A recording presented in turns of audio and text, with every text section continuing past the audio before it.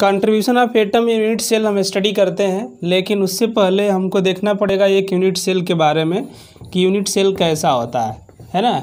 जो unit cell है ये क्रिस्टल की एक स्मॉलेस्ट यूनिट है। हम लोगों ने पिछली क्लास में पढ़ा है, इसको स्टडी किया है कि कोई भी क्रिस्टल का फॉर्मेशन होता है उसकी जो स्मॉलेस्ट सबसे यूनिट जो होती है वो यूनिट सेल होता है।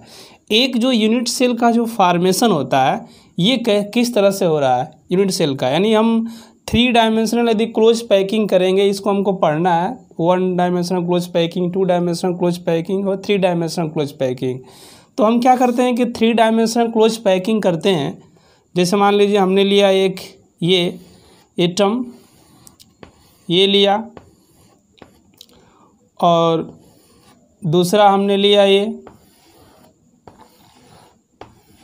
यहाँ पर, है ना ये। अब इसको हम उठाकर क्या करते हैं कि इसके ऊपर रख देते हैं, इसके ऊपर रखते हैं। तो जैसे ये अब ये वाला है यहाँ पर, अब इसको उठाकर इसके ऊपर रखेंगे तो ये आएगा, है ना ये। यानी एक यूनिट सेल का फॉर्मेशन ये हो रहा है। यहाँ पर क्या है, एक जो एटम्स है वो कहाँ है, जैसे हम इस वाले एटम को बना रहे हैं यहाँ पर।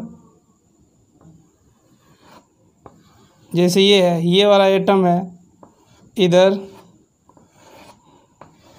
फिर यहाँ ले लिए, फिर उसी तरह हम यहाँ ले रहे हैं ये वाले एटम, और ये ले लिए एटम, ये नीचे के ये वाले एटम है। ठीक इसके ऊपर ये एटम रखा गया है, इसको हम इससे बना रहे हैं, ग्रीन से बना दे रहे हैं। यहाँ पर इसका सेंटर ये है ना, इसका सेंटर यहाँ से ले रहे हैं। फिर इसी तरह ये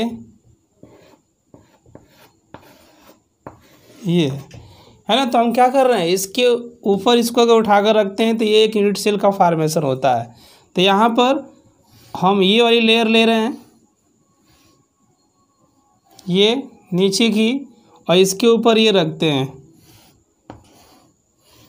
तो ये क्या बना, एक यूनिट सेल का फॉर्मेशन हुआ, है ना।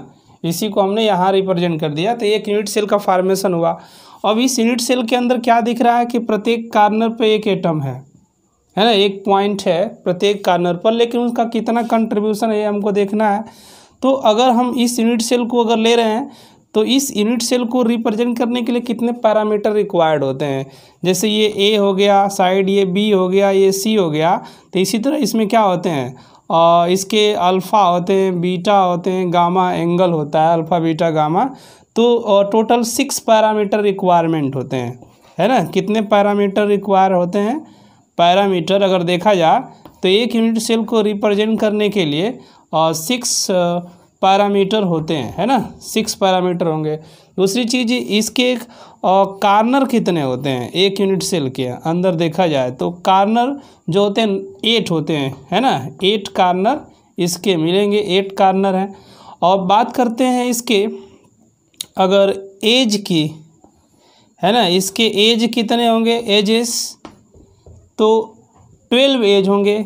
यानी ये 1 हो गया, 2 हो गया, 3 हो गया, 4 हो गया, 5 हो गया, 6 हो गया, 7 हो गया, 8 हो गया, 9, 10, 11 एंड 12। तो टोटल 12 इसके क्या होते हैं, एज होते हैं। कॉर्नर इसके कितने होते हैं, 8 कॉर्नर इसके पाए जाते हैं। बाकी फेस की अगर बात किया जाए इसके, तो फेस कितने होंगे, 6 फेस इसके आते हैं एक यूनिट सेल के अंदर। बाकी हम देखते हैं कि इनका कंट्रीब्यूशन कितना है, एक यूनिट सेल को बनाने में कितना कंट्रीब्यूशन होता है किसी एटम का। तो फर्स्ट हम आते हैं एक सिंपल क्यूबिक यूनिट सेल में, है ना। एक सिंपल क्यूबिक यूनिट सेल लेते हैं, है ना, एक सिंपल क्यूबिक यूनिट सेल लेते हैं। इसके अंदर देखते हैं कि कितना कंट्रीब्यूशन है।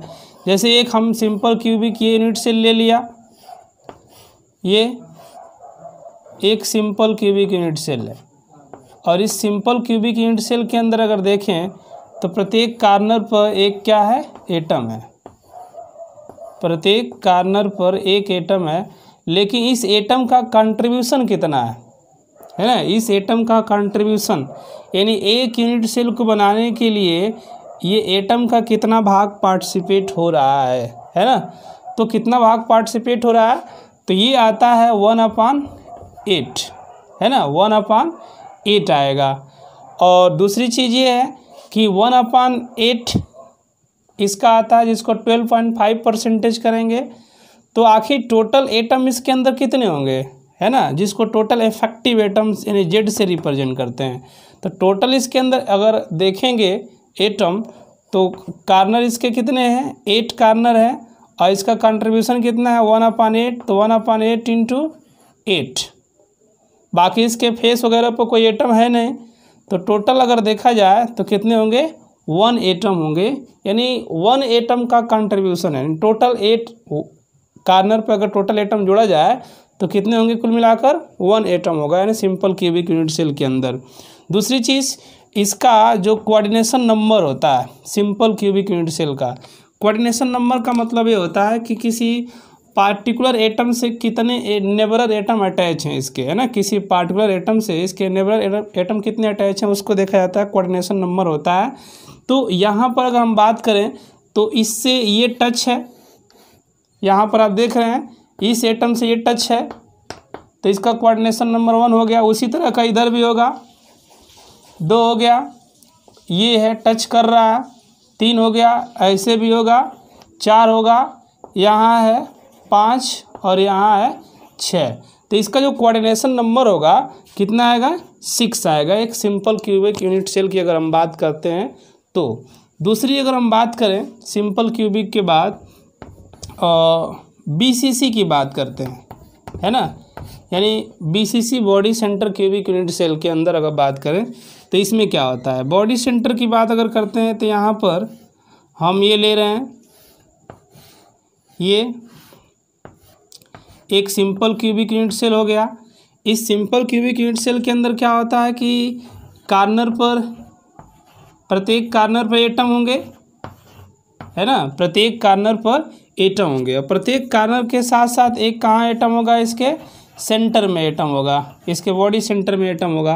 तो जब बॉडी सेंटर में इसके एटम हो गया तो ये क्या हो गया, BCC हो जाएगा, है ना, क्या बनेगा, BCC, जिससे एक बॉडी डायगोनल का फॉर्मेशन होता है। तो आखिर इसका कितना कंट्रीब्यूशन है, ये तो 12.5%, जिसको हम क्या मान ले रहे हैं 1/8 कंट्रीब्यूशन दे रहे हैं कार्नर पर, लेकिन ये क्या है 100% अंदर है, तो इसको 100% माने या इसको हम क्या माने 1, है ना, ये 100% इसके अंदर है। क्योंकि अगर हम ले रहे हैं ये बॉडी सेंटर BCC, तो बीच में एक रखा गया है इसके, तो टोटल अगर इफेक्टिव एटम बात किया जाए कि टोटल एटम कितने हैं इसके, तो इसके कार्नर पर देखा जाए तो कंट्रीब्यूशन 1/8 है × 8 प्लस ये 100% 1 माना जाएगा, तो टोटल इफेक्टिव एटम कितना आएंगे 2। तो BCC में टोटल इफेक्टिव एटम की संख्या कितनी होती है, 2 होती है ना, BCC के अंदर। उसके बाद अगर हम बात करते हैं BCC के बाद एक चीज़ और, यहाँ इसका कोऑर्डिनेशन नंबर हम देखते हैं कि इसका कोऑर्डिनेशन नंबर कितना होगा। तो BCC में कोऑर्डिनेशन नंबर कितना आता है, 8 आता है, क्योंकि किसी पार्टिकुलर एटम अगर हम बीच वाले को देखें तो ये ऊपर वाले को भी टच करेगा और नीचे वाले को भी टच करेगा, तो टोटल कोऑर्डिनेशन नंबर इसका कितना आएगा, 8 आएगा BCC में। उसके बाद अगर हम बात करते हैं BCC के बाद FCC की बात अगर करते हैं, है ना, FCC या हम CCP लें, तो face centre cubic unit cell की अगर हम बात करते हैं तो फेस सेंटर में क्या होगा कि कार्नर पर एटम तो प्रेजेंट होंगे ही, लेकिन कार्नर के साथ साथ इसके फेस पर भी एटम प्रेजेंट होंगे, है ना। जैसे हमने ये ले लिया और इसके प्रत्येक कार्नर पर हम एक एक एटम रखेंगे, है ना, तो कार्नर के साथ साथ इसके जो एटम होंगे वो कहाँ होंगे, इसके फेस पर ही होंगे। तो कार्नर तो 8 हो गया, तो 8 कार्नर पे एक एक एटम हो गए, लेकिन इसके फेस कितने हैं, 6 फेस हैं। तो 1 ये हो गया, 2 3 4 5 एंड 6।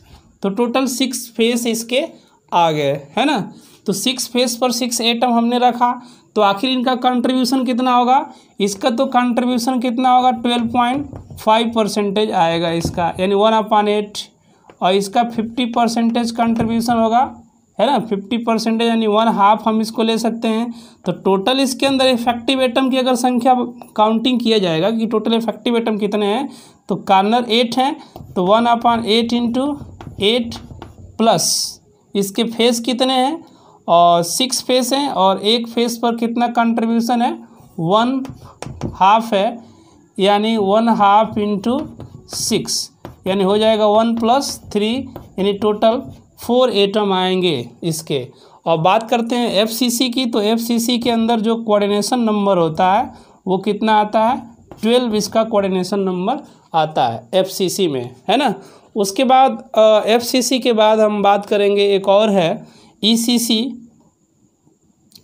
है ना। ACC लेते हैं, end centre cubic unit cell. तो ECC में अगर हम लें तो ECC में होगा क्या कि एटम जो होगा इसके एंड सेंटर पर प्रेजेंट होगा, है ना। कहाँ होगा, एंड सेंटर पर, यानी इसके कार्नर पर तो प्रेजेंट होंगे ही, कार्नर पर, प्रत्येक कार्नर पर एक एक एटम, और इसके कार्नर के साथ साथ 2 एटम इसके एंड पोर्शन पर अटैच होंगे, तो इसे हम क्या बोलेंगे ECC बोलेंगे, end centre cubic unit cell बोलेंगे।